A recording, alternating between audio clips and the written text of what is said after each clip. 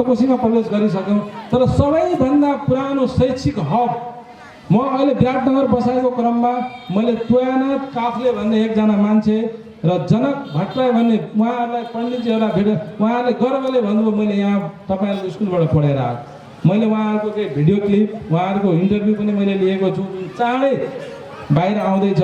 उहाँले तत्कालीन अवस्थामा बौद्धिक वर्गको मान्छेको बसोबासको ठाउँ ओद्रा भनेर भन्नुभएको छ। उहाँ ओखलढुङ्गाबाट पढ्न यहाँ आएको अरे।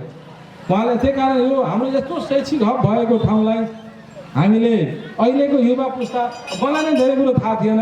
समितिमा गयो, मैले जब समितिको रजिस्ट्रेसन पास जब हेरेँ त्यसपछि सोधखोजको क्रम सुरु भयो। यस क्रममा म मटिहानी, भारतको बनारस, समतागढ विभिन्न ठाउँहरूमा यसका पहिले यहाँका मान्छेहरूले संस्कृत परीक्षा दिँदाखेरि मटिहानीले प्रमाणित गर्ने काम गर्दो रहेछ। त्यो जस्तै एसएलसी हामीले दिए जस्तै जुन एसएलसी बोर्डले गरे जस्तै यहाँबाट गर्ने काम मटिहानीले गर्दो रहेछ। र मटिहानीको एकजना रिटायर भएर जानुभयो, मैले अलिकति टाइम लिएँ। उहाँसँग मेरो निरन्तर व्यक्तिगत मोबाइल सम्पर्क छ। उहाँ अहिले विदेश हुनुहुन्छ र उहाँले म अबको 2 महिनापछि नेपाल आइपुग्छु भनेको हुन्छ। र उहाँले यो मन्दिरको विद्यार्थीहरूले जुन प्राप्ताङ्क भनौँ न हामी जुन लिएर गएको मसँग एकदम सुरक्षित छ, म तपाईँलाई उपलब्ध गराउँछु भनेर भनेको हुन्छ। र म उहाँको प्रतीक्षामा बसेको छु। उहाँ छोरा बुहारीहरूले घुमाउन लगेको र म आउँदैछु नेपाल भनेको हुनुहुन्छ। र भिडियो कलमा उहाँसँग गफ गर्दा उहाँ मान्छे जे होस् 5-7 वर्ष उहाँलाई केही हुँदैन, यो कुरो चाहिँ एकदम पक्का छ। उहाँ स्वस्थ हुनुहुन्छ र यस्तो दह्रो इतिहास बोकेको कुरो अहिलेको पुस्ताले नथाहा पाउँदा उहाँले हामीले बिर्सिँदा उहाँमाथि अन्याय अत्याचार गरेको हुन्छ।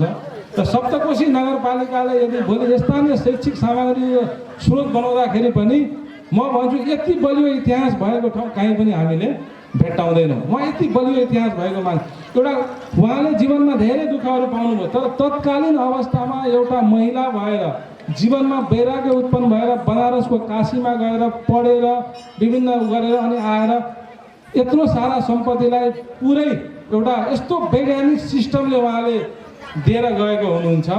त्यो कुरो तत्कालीन अवस्थामा उहाँको कोही सल्लाहकार थियो भने उहाँलाई म नमन गर्छु।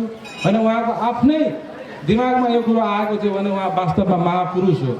उहाँ एकदम उहाँ जस्तो उच्च विचार भएको मान्छे हामीले पाउन सक्दैनौँ। त्यही कारण अब एकदम कार्यक्रममा आज शिवरात्रि धेरै कार्यक्रमहरू छ, प्रमुखजीहरूले भनेको हुन्छ भए तापनि अब हामीले यत्रो कार्यक्रम आयोजना गरौँ, यो भेला भएको बेला केही न केही कुरा राखौँ भएर मैले पुनः समय लिएर मैले यो कुराहरू राखेँ।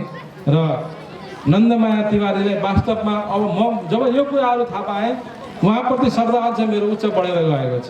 र उहाँ वास्तवमा उहाँ चाहिँ हाम्रो सप्तकोशी नगरपालिका लगायत ओद्रा गाविसको म चाहिँ एकै शब्दमा उहाँलाई अनमोल रत्न भनेर भन्छु। उहाँ अनमोल रत्न हो। उहाँले गर्दा आज हामीले पढ्न पायौँ। म पनि उहीँ बढेको। अस्ति हाम्रो यही राजकुमारज्यू माननीय मन्त्रीज्यू आएको हुन्थ्यो, मैले त यही स्कुल पढेको भन्दा गर्व लाग्यो। अहिले विराटनगर एरियामा कुनै पनि सप्ताहहरू हुँदाखेरि यदि गयो भने त्यहाँ पण्डितहरू पर्दा होइन हामीले त्यहाँ पढेको, त्यहाँ पढ्ने गुरुले पढाउनु भएको भनेर भन्नु। र अब जे होस् एकदमै गर्व महसुस भएर आउँछ। र अझ त्यस गाविसको मान्छे अझ समितिकै मान्छे हुँदा अझ म गर्व महसुस गर्दछु। र यसबाट एउटा कुरो प्रतिबद्ध यो भयो अबको जुन नेपाल सरकारको नियम कानुन अनुसार संहितामा प्रावधान गरेर अब मन्दिरहरू चाहे धार्मिक सङ्घ संस्थाहरूको अब चाहिँ दिन आयो। अब राज्यले स्थानीय तहहरूले त्यसलाई हेर्ने व्यवस्थित गर्ने प्रजातान्त्रिकरण गर्ने कुराहरूमा हामी एकदम उदार छौँ, यसमा दुई मत छैन। तर इतिहासलाई चाहिँ हामीले बिर्सिनु भएन। आज ओद्रा स्कुलमा हेड सर को हो भने विद्यार्थीले भन्ला, तर स्कुल कसले बनायो भन्दाखेरि विद्यार्थीलाई थाहा छैन। त्यो समयको हामीले अन्त्य गर्नुपर्दछ। आज दुःख लाग्छ स्कुलमा म पटक म जतिपल्ट आए पनि म छिर्छु, हेड सर यहीँ हुन्छ, म घचघच्याउने काम गर्छु।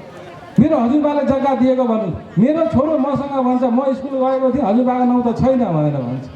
म पटक उहाँ हुनुहुन्छ, म कमसेकम नाउँ लेख्नुहोस्। म मेरो मात्रै होइन धेरै यस्ता होला जसले भनुन् गरून्। नन्दमाया तिवारीको एउटा फोटो स्कुलमा छैन भन्नुभयो। अनि मैले अहिले पुरै फोटो पनि बनाएर ल्याएको छु। बोजी स्कुल, भद्रा स्कुल लगायत अन्य इच्छुक सङ्घ संस्थालाई म उपलब्ध गराउँदछु। र यो वातावरण चाहिँ एउटा मेरो प्लिज सबैलाई आग्रह छ, हामी सानो मान्छे होइन नन्दमाया तिवारी।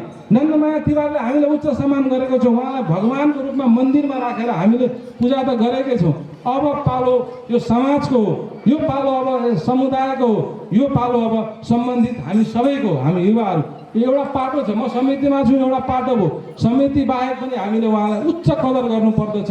सबैले थाहा पाउन् तत्कालीन अवस्थामा आफ्नो सारा सम्पत्ति उहाँले 1 कौडी पनि आफूसँग राख्नु भएन, सन्यास आश्रम लिनुभयो र सबै के गर्नु यो समाजको नाउँमा आउने पुस्ताको नाउँमा दिएर जानुभयो।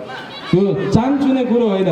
त आज स्कुलको क्षेत्रहरूमा पनि हरेक कुरामा हामी सबैभन्दा बलियो छौँ। व्यवस्थापन गर्न जानेनौँ, त्यो हाम्रो कमी कमजोरी हो। अब यो दिनमा नआओस्, अब विभिन्न खुसी लाग्छ। म बारम्बार निरन्तर वडा स्कुलको हेड सर हाम्रो वडा अध्यक्षसँग म निरन्तर सम्पर्कमा छु। उहाँलाई मैले घचघचाउने काम, राख्ने कुरा, भन्ने कुरा धेरै छ। उत्साहित हो एकदम, वडा अध्यक्ष एकदम उत्साहित छन्, केही गर्नुपर्छ भनेर भन्छ। वास्तवमा उनलाई मैले पनि खोजेको यस्तै वडा अध्यक्षहरू जस्तै सहयोग हो। उनले अहिलेसम्म सहयोग पनि गर्दै आएका छन् र आगामी दिनमा हामी सबैले उहाँलाई निर्धक्क रूपमा सम्झिनुपर्छ र सबैले यो नन्दमाया तिवारीको सम्पत्ति हो है, स्कुल बनाउने उहाँ हो। अरू हुनुहुन्छ, मैले अरू सदस्यहरूलाई अपमान गर्न खोजेको होइन, तर सबैभन्दा बढी योगदान उहाँको छ। उहाँले त हाम्रो हजुरबालाई दिनुभयो, अलिकति दिनुभयो, अरू त आफ्नो छोराछोरीलाई लोभ गरेर राख्नुभयो नि, हामीलाई राखिदिनु भयो नि, तर उहाँले केही पनि राख्नु भएन। उहाँले एउटा धर्मपुत्र आएको हुन्थ्यो जसलाई पनि पछि बदर गरिदिनु भयो र सम्पूर्ण सम्पत्ति के गर्नुभयो भन्दा संस्थामा लगानी गर्नुभयो। त्यही कारण उहाँलाई उच्च सम्मान गर्नु, उहाँको बारेमा अलिकति अहिलेको युवा पुस्ताले बुझ्न जरुरी छ।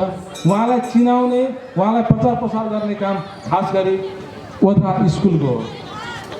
यो ओद्रा स्कुल यसमा भूमिका खेल्नु पर्यो र अहिले हामीले बोची स्कुललाई पनि केही जग्गाहरू दिएर उहाँकै नामाङ्कनबाट प्रस्तावित गरेका छौँ। प्रक्रिया लामो छ, यसमा मेरो साथीहरू हुन्छ भने प्रक्रिया अगाडि बढ्ला हुँदै गर्छ।